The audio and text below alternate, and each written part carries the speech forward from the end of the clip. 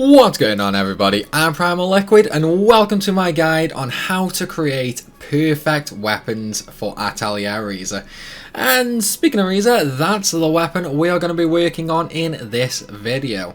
So let's just take a quick look at what the final result will basically look like. Now keep in mind, this is before the patch where we can infinitely inflate the stats up to the maximum. So this is going to be the end result until we actually get that patch. So obviously I've got my lovely effects there, which is Core Overflow, Devil's Pact Owl, Reverse Hour Hand. Those are from the refining the weapon. And the Celestial Explorer is the weapons effect itself. As for stats, I've got 163 HP, 494 attack, 189 defense, and 378 speed. Well, the traits are Skill Charge++, Skill Charge Plus, and Super Skill. Now, there are a few reasons we use those traits, mainly because, well, trait selection in this atelier is not the best.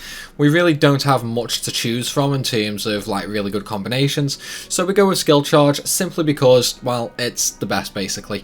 Not only does it increase damage from your skills, like the name implies, but it will actually also increase the damage of normal attacks as well. And I'll throw up a couple of images on the video now just to show you the differences between not having the traits versus having them with the exact same stats on the weapon all around.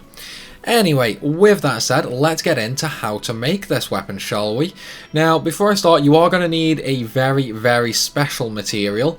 Namely, you're going to need a cave coral. However, you do need it to have the effect spread +1 effect. If you don't know how to get that, basically you need to use very high quality stone seeds and plant them outside in the like little gardening area. Ideally, you want to have it perfect like this one is here, and then plant a bunch of them, keep duping them until you get them, and eventually you'll get the cave coral with the effect spread that you need. Last but not least, you are going to need a few of every type of ingot, preferably perfect ones with maximum effects, so attack 4, defense 3 for bronze Ison, attack 4, speed 3 for staltiums, etc, etc. Make sure these ingots are perfect, because these are going to be used in every single weapon, and because we want to get the best stats possible. Likewise, there is one more thing you're going to need, which is the Goldatarian ingot. Now, this one you need both effects for all stats +5 and attack/speed +5. The only difference is we're going to need a huge bunch of these. Depending on the character that you're making a weapon for, you're going to need anywhere between 20 to 40 of these. For Ryza's weapon, we're just going to need 30 odd of them.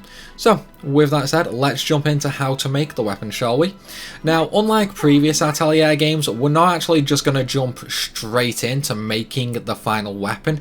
Instead, because if you look down at the bottom there, it says choose quantity 12 times. That means I can put in 12 items. That's no good for us. We can create the weapon in 12 items, we can even get all the effects and things like that. However, the stats are going to be terribly low. So because we want to get the most stats possible, we actually need to start on the very first weapon, the handmade staff. And here we're basically just going to go rushing through and going up each tier of weapon. Because every tier that we go through will actually add more quantities on.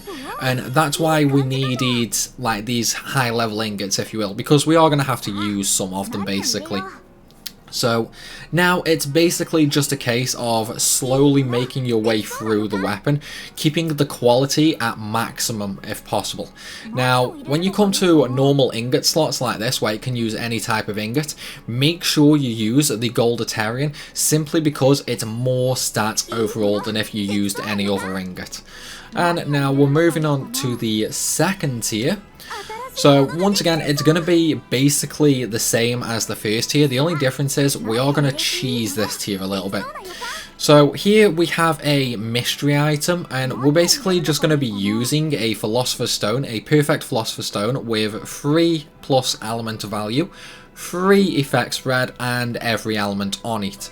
So as soon as we put that in, like that one quantity item that we just used has now opened all the way up to the next recipe for us, basically allowing us to save a lot of quantity that we can further dump into stats later on. And it's basically going to be the same on this tier as well. The only difference is, here's where that cave coral is coming into play. This is why we need the effect spread on it. If you don't have the effect spread, you're going to have one quantity less and your stats are not going to be as high as they are going to be in this video, basically. Now, obviously, when we finally, when the UK and America and all other countries finally get the patch that Japan has, where we can infinitely refine the weapons, this isn't going to be that big of a deal because we'll be hitting max stats anyway. It'll just cost gems rather than, you know, effort, basically. So now we're just going to use the cave coral to skip this duel phase. As I mentioned, it's important now, it's not going to be in the future, so again, you know, it's entirely up to you. Final ingot slot, of course, is going to be a gold Atelier, simply for the extra stats, and then we're going to move on to the second to last weapon stage. And again, it's going to be pretty much the exact same as every other tier we've just done. We're going to slowly advance through it while using effect spread wherever possible. Make sure you make a perfect Spyronite here, simply due to the fact we can then skip ahead.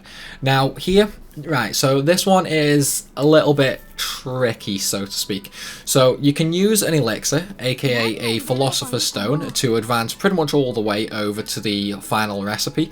We're not going to do that. Instead, we're going to stick a gold Atelier in this ingot slot, and then we're going to stick in a Primalliquid ingot into this slot. The reason for that is doing this actually, well, it's further stats. It's more stats than if you would skip them using the Philosopher's Stone. Granted, it's not a lot. You only end up with 3 more attack overall, but the other stats are all 5 higher, so yeah, you know, I mean, just go for it. You know, it's not too hard, especially with the duping that we can do in this Atelier, because it is super easy now. Okay, we're on the final tier now, and right now we have 28 quantities that we can dump into. Now, we're not going to worry about effects, traits, anything like that. We're going to ignore all of that right now. All we're going to do is we're going to dump all 28 items into the ingot slot, and we're going to be using the gold Atelier for it all. The reason for this is every gold Atelier we add is an extra 5 stats for everything and an extra 5 attack and speed. So that's 10 attack, 10 speed, and 5 for all stats for each of those slots. In other words, we've just dumped in nearly 300 attack and speed and like 150 of the other stats. So we're just going to go ahead and add all them in now. And there it is. There is the final tier weapon. Now, I'm just going to craft this, even though technically I already have one, so I don't need to show. I don't really need to do this, but it's basically allows me to show you guys the next couple of steps as well. Okay, so we've got the base weapon there now. So the next step is going to be rebuilding it. And the reason we want to rebuild it is so that we can unlock all of those traits and things like that we don't have at the moment. So we're going to go down to the mystery slot just down below, and we're going to add a Philosopher's Stone in. This is going to unlock basically everything for us. We don't need to worry about anything else here. And then we're going to go up and do the same in the next mystery slot. Again, just unlocking everything. Now, there are a bunch of ingots allotments here. However, there's no point us adding gold Ateliers in because we can't actually increase the stats further at this point of the game. So we're just going to use Philosopher's Stones to unlock everything and get the final tier effect. And then we're just going to finish crafting that as well. Okay, so that is stage 2 completely done now, which means we're on to the final stage. Or should I say the final stage for now. So we're going to be using item rebuilding now. Well, sorry, reinforcing. So right now the main idea is to get the extra effects that we need. So to do this, we're going to be using the Philosopher's Book for Core Overflow. And Core Overflow deals additional damage proportional to number of items converted and absorb a portion of HP when dealing damage. Now, there's not really too many good effects that we can do, so this is pretty much in there just for the sake of it. The HP regain is very nice though. So that's the first one we're going to do. Other than that, we're going to be using the Miracle Ebonule, and this is for Devil's Pact L, which increases critical rate and critical damage, and this does affect items as well. That's why that's in there. And last but not least, we're going to be using the astronomical clock, which basically gives us a reverse hour hand, which reduces the wait time for skills. So these are the three main ones you want to do. Now, if you're watching this video after the patch is released, where you can infinitely add items, what you would be doing is you would use these three items for the effect, and then in order to boost the stats to the very maximum, you would basically just use the ingots, because each ingot you add is an extra 60 attack basically. If you want to do all stats at once, while it does take longer, it's not that difficult. Just use something like a Philosopher's Stone and things like that. Obviously you can just keep like repeating them over and over and over again, but you know, yeah, that's pretty much it, guys. That is how you create perfect weapons for Ryza. It's pretty much the same process for all the other characters. The only difference is, rather than using a cave corral with effect spread, some of them will require different items with effect spreads. But yeah, there's how you create perfect weapons. So I hope you guys have enjoyed the video. If you have, then be sure to hit that like button and leave a comment down below. Of course, if you're new to the channel, then make sure you hit that subscribe button and turn the bell icon on it so you're notified about all my future content. As always though, everyone, thanks for watching, and I'll see you soon.